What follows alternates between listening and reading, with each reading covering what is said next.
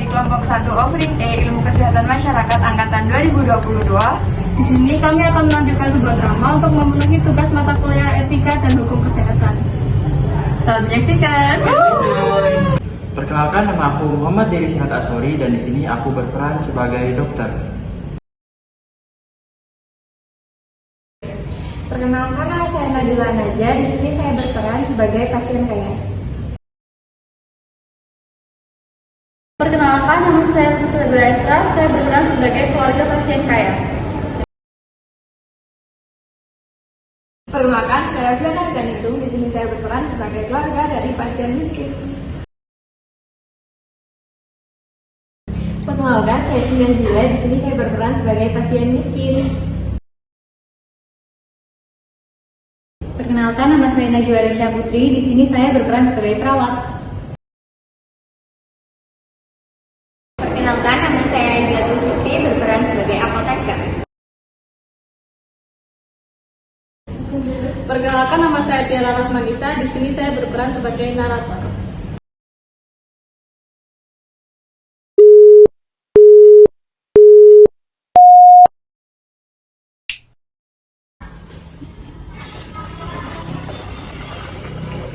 Mbak, permisi. Oh iya, silakan duduk. Ada yang bisa dibantu? Saya mau periksa ke dokter Ferry. Oh iya, tunggu sebentar ya dokter. Dokter Dewi belum datang. Oh iya. Silakan dulu.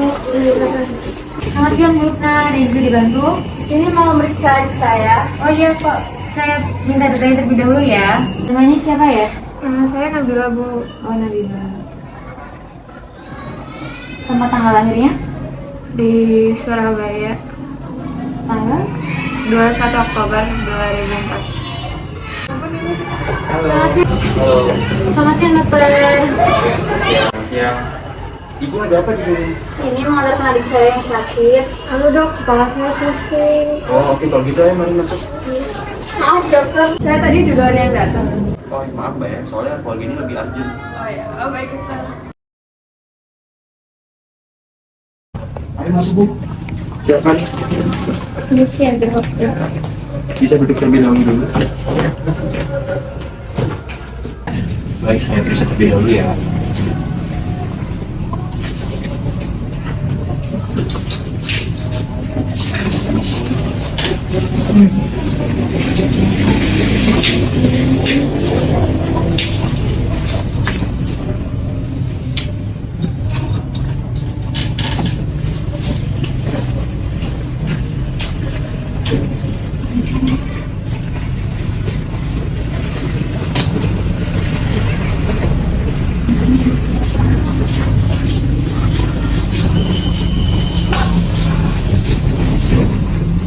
Oke, setelah dokter cek ternyata ibu ini memiliki tensi yang tinggi.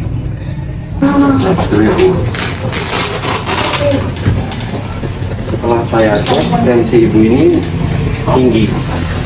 Ternyata ibu mengalami penyakit vertigo dan harus segera diberi perawatan. Gak apa-apa dok, saya pengen perawatan terbaik buat kondisi saya. Tentu saja, kami akan memberikan pelayanan yang terbaik dan kami akan menyediakan ruang rawat inap VIP untuk ibu dan memberikan obat yang paling terbagus. Tapi harganya cukup mahal. Tidak apa-apa dok, yang penting adik saya bisa dirawat dengan baik. Oke, baik, tentu saja. Silakan Bu.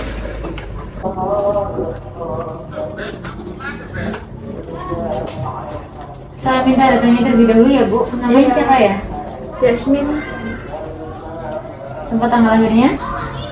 di Malang, 6 Januari 2004. Mari saya antar ke ruang periksa. Mari Bu, silakan. Dok, saya untuk perawatan sekarang. Baiklah, kita periksa. Tolong berikan perawatan yang terbaik ya dok. Kakak saya sudah mengeluhkan sakit perut selama 2 minggu. Dan tadi pagi juga sempat batuk berdarah.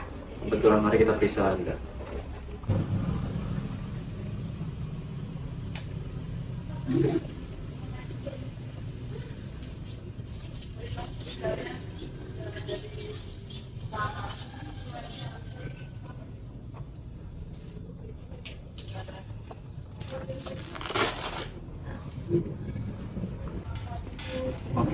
Mari ikuti saya ke ruang dokter.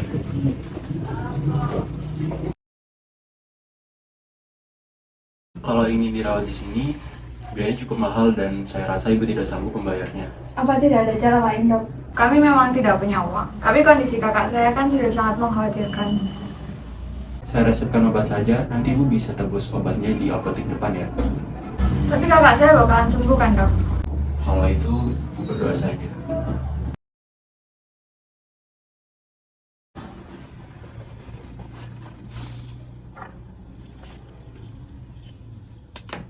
Ini resep obatnya, ibu bisa tebus di apotek depan ya.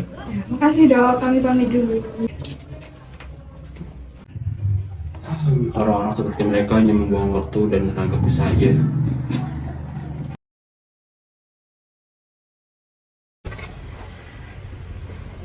Ya, selamat siang Ibu. Apakah ada yang bisa saya bantu? Saya mau cari obat Pyrazinamide, Mbak. Apakah ada resepnya Ibu? Oh, Karena ada. obat ini memerlukan resep dari dokter. Ada ini, Mbak. Oke, baik Ibu. Saya carikan dulu, bisa ditunggu. Ya, makasih.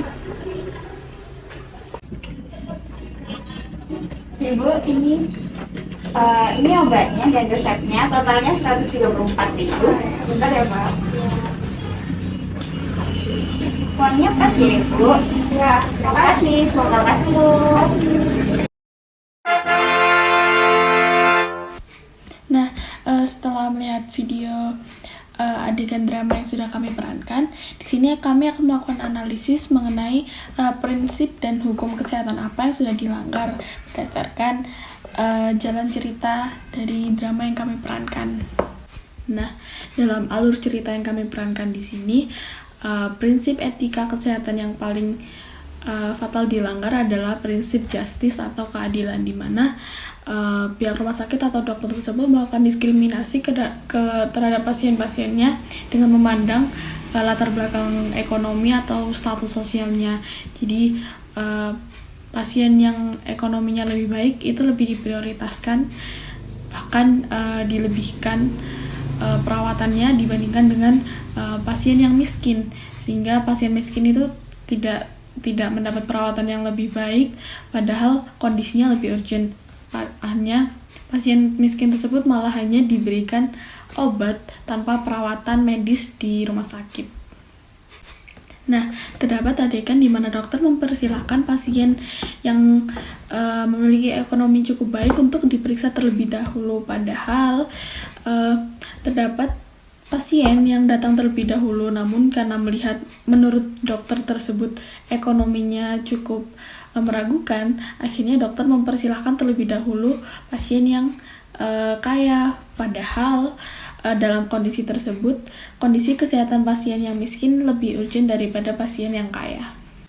Lalu pada adegan yang kedua, saat dokter mendiagnosis penyakit yang dialami oleh pasien kaya ini, dokter tersebut melanggar prinsip kejujuran, karena sebenarnya keluhan yang dialami pasien itu hanya keluhan ringan, hanya pusing seperti biasa, namun dokter memberikan diagnosis yang lebih, yaitu vertigo, agar pasien tersebut mendapat perawatan yang lebih baik atau lebih banyak lagi, karena pasti biaya yang dikeluarkan juga akan lebih besar, sehingga itu menguntungkan dokter atau pihak rumah sakit. Selanjutnya, pada saat adegan dokter ingin memberikan perawatan yang terbaik, pasien mempercayai dokter tersebut untuk memberikan perawatan yang terbaik.